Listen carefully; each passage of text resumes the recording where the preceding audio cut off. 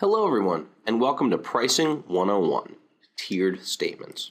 So this is the first in our pricing series where we're going to teach you guys how to break down statements and price accounts. We've actually taken our monthly pricing crash course, broken it into 4 recorded videos so you guys are able to access them at your own convenience. Let's take a look.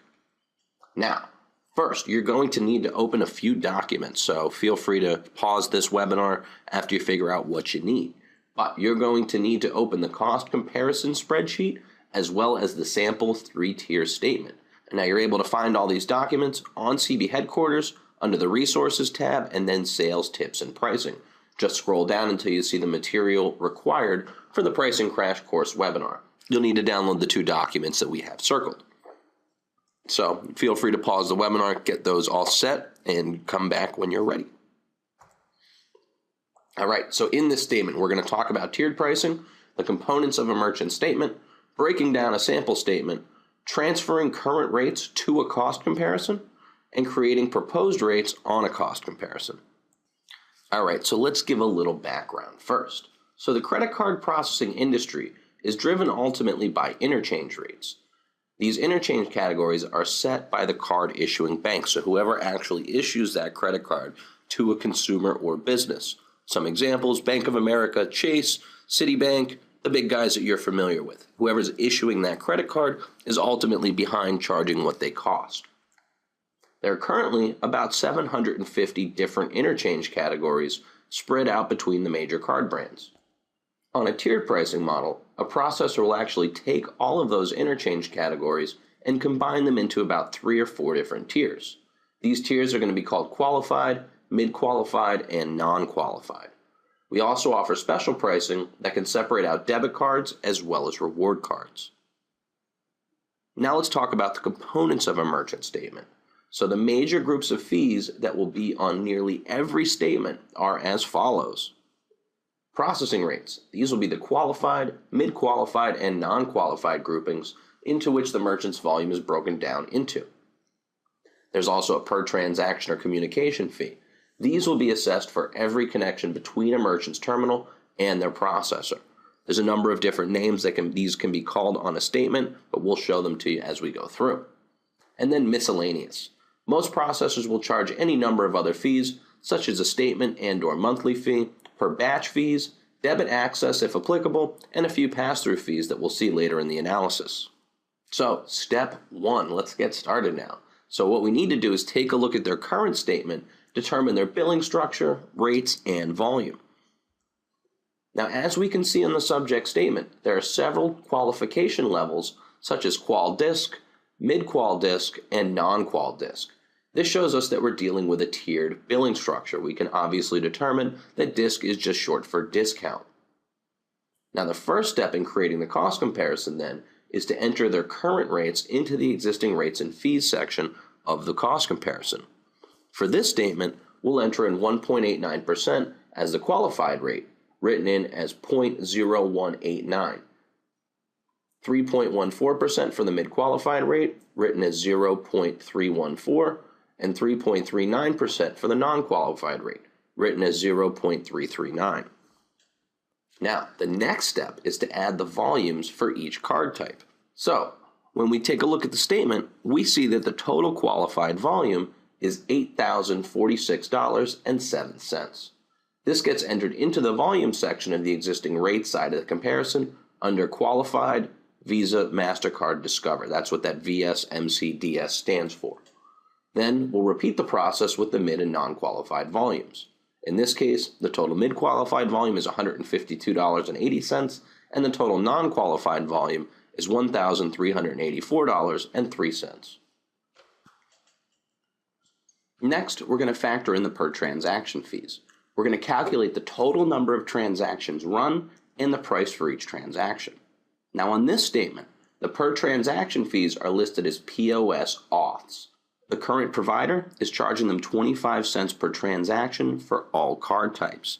Now you might also see POS auths listed out as transactions or even POS watts. Any of these that you see a number multiplied by a set fee is often a transaction fee. We'll then enter that 25 cents per transaction fee into the qualified transaction fee of the existing rates section.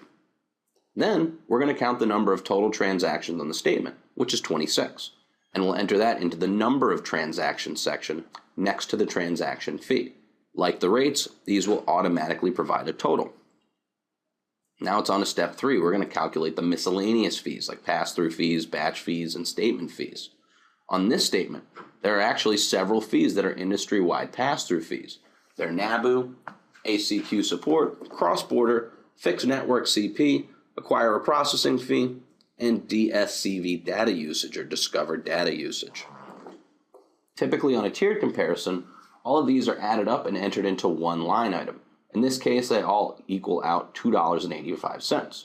Just enter this total into the APF FAMF NABU field on the existing fees section. Finally, we'll calculate the miscellaneous fees such as per batch and per statement.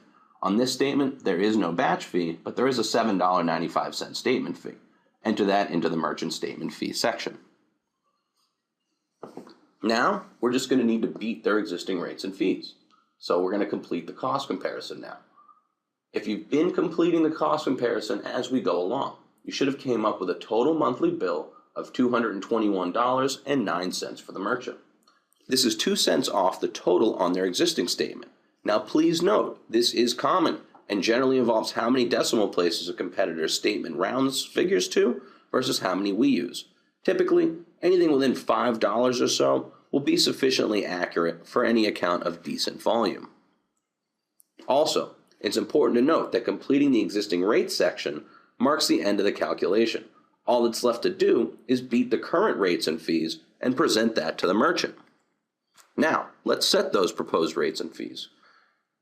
Now that the existing rates are set, we can now simply plug in the rates that we wish to offer the merchant into the corresponding sections of the proposed rates and fees section. For this statement, we'll use standard retail tiered pricing.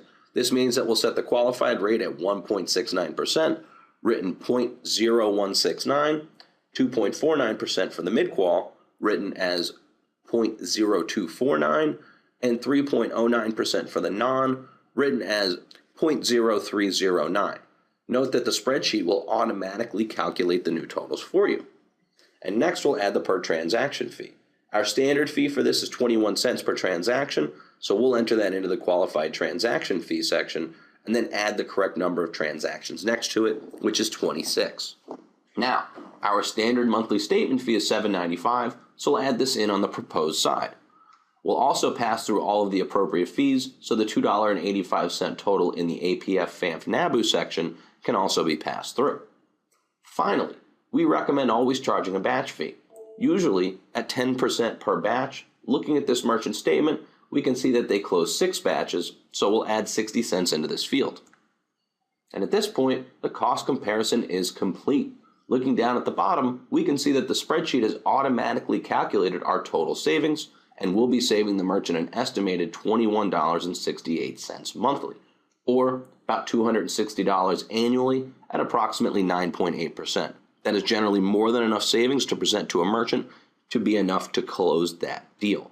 But if you do need to go lower, just check with our pricing department and we'll be happy to recommend more if they're requiring more savings to close the account. And that's what we've got for you on this first section. So as always, to reach sales and support, 800-528-0884 or email us at pricing@capitalbankcard.com. Thank you guys all so much, and do stay tuned for Pricing 201 to continue with our pricing series. Thank you all so much and have a phenomenal day.